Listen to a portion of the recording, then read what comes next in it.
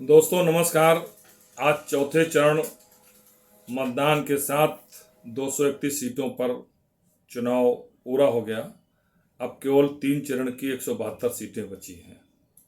निश्चित रूप से आंकड़ों का खेल बहुमत की सरकार बनाता है। तो चौथे चरण के मतदान तक आंकड़ों के खेल बहुमत सरकार बनाने का बेस तैयार हो गया है, आधार बन गया है। अब बहुमत सरकार बनने के लिए जो बिल्डिंग बननी है, आधार तो बन गया है, 5वां 6वां 7वां उस पर तेजी से निर्माण होगा। मतलब अब जिसका बेस इन 4 चरणों में बन गया है, 1 2 3 4 231 सीटों पर 3 फिगर क्रॉस कर लिया है, 3 फिगर की संख्या क्रॉस कर लिया है, उस पर अब तेजी से हवाएं उसके फेवर में चलेंगी। किसके पक्ष में चलेंगी ये तो स्थिति 10 मार्च को पता चलेगा। वैसे भारतीय जनता पार्टी के प्रधानमंत्री नरेंद्र मोदी, अमित शाह, मुख्यमंत्री योगी आदित्यनाथ सहित सारे नेता 2017 से बेहतर स्थिति का दावा कर रहे हैं। अखिलेश यादव जी 2012 जैसे बहुमत सरकार बनाने के अपने दावे कर रहे हैं, उससे भी ज़्यादा संख्या में सीट पाने का दावा कर रहे हैं। बहुजन समाजवाद पार्टी जो बहुत आक्रामक होकर चुनाव नहीं लड़ रही है, वो भी 2007 जैसे बहुमत सरकार बनाने का दावा कर रही है। प्रियंका गांधी कांग्रेस नेता अपने हिसाब से चुनाव में जीत का दावा कर रही हैं। चारों पार्टियां अलग अलग, निश्चित रूप से दावे अलग अलग हैं, सबके दावे चुनाव लड़ रहे होने भी चाहिए। लेकिन जो आंकड़ों का खेल है बहुमत का, वो एक पृष्ठभूमि तैयार कर दिया है। प्रथम चरण, दूसरा चरण, तीसरा चरण और आज चौथा चरण। चौथे चरण तक बहुत मजबूत नींव पड़ चुकी है।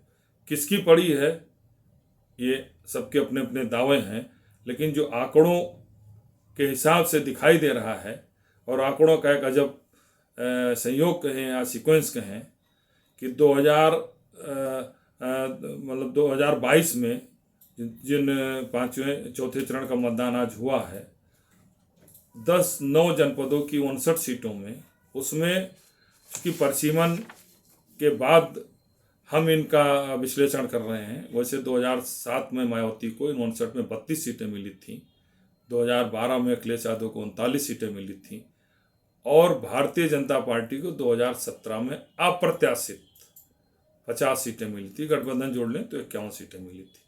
इसका सीधा सा कारण ये पूरा बेल्ट, लखनऊ सहित सभी जनपद जहाँ चुनाव हुए हैं, इनमें आपका सीतापुर, लखीमपुर, पीलीभीत, हरदोई, उन्नाव और रायबरेली, बांदा और फतेहपुर, इन सभी जनपदों में अलग अलग जातियों का अलग अलग सीटों पर प्रभाव है। अब आंकड़ों की बात देखें कि 2012 में भारतीय जनता पार्टी को इन 59 सीटों में केवल 4 सीटें मिली थीं। पीलीभीत में बीसलपुर, लखीमपुर में निघासन, लखनऊ पूर्वी और फतेहपुर कागा। निघासन का से विधायक चुने गए थे वर्तमान केंद्रीय गृह राज्य मंत्री अजय मिश्र टेनी, जिनके बेटे पर किसानों की हत्या का आरोप लगा है और प्रथम चरण मतदान के दिन जेल से बाहर हुए हैं। तो वो 12 में चुनाव जीते थे, 14 में वो सांसद बन गए थे। दूसरा चुनाव 2012 में जीते थे लखनऊ पूर्व से वर्तमान में राजस्थान के गवर्नर, वरिष्ठ नेता, पूर्व मंत्री कलराज मिश्रा जी। 4 सीटें भारतीय जनता पार्टी 2012 में जीती थी। स्थितियां देखी, यही आंकड़े 2017 में समाजवादी पार्टी को 4 मिलते हैं। इनमें सीतापुर, हरदोई, मोहनलालगंज और ऊंचाहार 4 सीटें जीतती हैं समाजवादी पार्टी। जो 4 फिगर भारतीय जनता पार्टी के साथ 12 में था, वही 4 फिगर समाजवादी पार्टी के साथ 2017 में हुआ। बीएसपी को 2012 में 12 सीटें मिली थीं, और 2017 में तो उसी घटकर 2 सीटें रह गई। कांग्रेस की 3 सीटें थीं जो 2017 में भी घटकर 2 सीट रह गई। स्थिति स्पष्ट है और यह चौथा चरण की 59 सीटों पर एक जातीय समीकरण का जबरदस्त प्रभाव है। इनमें 17 सीटों पर कुर्मी बाहुल्य है और इतनी सीटों पर 17 ही सीटों पर जो है आपका अल्पसंख्यक है, जिनकी संख्या 70,000 से लेकर 1.25 लाख तक है। और सबसे महत्वपूर्ण है 21 सीटों पर ब्राह्मण। और इस चरण में सर्वाधिक 16 सुरक्षित सीटें हैं। 7 चरणों में सर्वाधिक सुरक्षित सीटें 16 इसी में हैं, जिनमें 15 सीटों पर भाजपा जीती थी, 1 सीट पर समाजवादी पार्टी मोहनलालगंज से जीती थी, वो बासपा से जीती 550 वोटों से। तो निश्चित रूप से अब की बार दलितों में भी मायावती के आक्रामक चुनाव न लड़ने के कारण एक असमंजस की स्थिति थी, उनमें भी डिवीजन हुआ है। उसका लाभ सपा को मिल रहा है और जो है भाजपा को मिल रहा है। भाजपा का जहाँ मजबूत प्रत्याशी तो वहाँ भी चुनाव। तो तीसरा चौथा चरण पूरी तरीके से जातीय समीकरण में रहा है। अब लखनऊ से लेकर सारे जनपदों में स्थिति एक जैसी रही है। अब सवाल ये उठ रहा है कि 231 में आंकड़ों का खेल जो बहुमत बनाता है, उसमें आधार किसका मजबूत हुआ है, ये बहुत महत्वपूर्ण है। क्योंकि अब जो 3 चरण चुनाव होने हैं उसमें केवल 172 सीटें बची हैं 231 से, जो आधे से ज़्यादा चुनाव हो चुका है। अब दावों अलग अलग हैं, लेकिन एक चीज़ तो स्पष्ट है कि जो 7, 12, 17 जैसी स्थिति नहीं है। 2017 में जो 50 सीटें भारतीय जनता पार्टी को मिली थी, वैसी स्थिति नहीं है।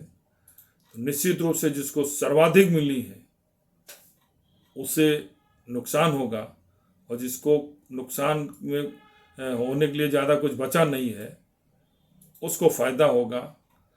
और स्थिति 2 धाराएं हैं, एक सत्ता को बचाओ, मतलब दूसरी बार योगी सरकार को कंटिन्यू करो, और एक योगी सरकार को हटाओ, 2 ही धाराएं हैं। तो निश्चित रूप से सरकार के फेवर में भी स्थितियां हैं, सरकार के खिलाफ भी स्थितियां हैं। सरकार पुनः रिपीट करने के लिए प्रधानमंत्री नरेंद्र मोदी, अमित शाह, योगी आदित्यनाथ से लेकर पूरा संसाधन, पूरी ताकत से लगे हुए हैं। लगातार रैलियां हो रही हैं और दावे हो रहे हैं, आरोप प्रत्यारोप का दौर चल रहा है। तो सरकार बनाने के लिए अखिलेश यादव भी पूरी ताकत से लगे हैं, मायावती भी अपनी ताकत से लगी हुई हैं।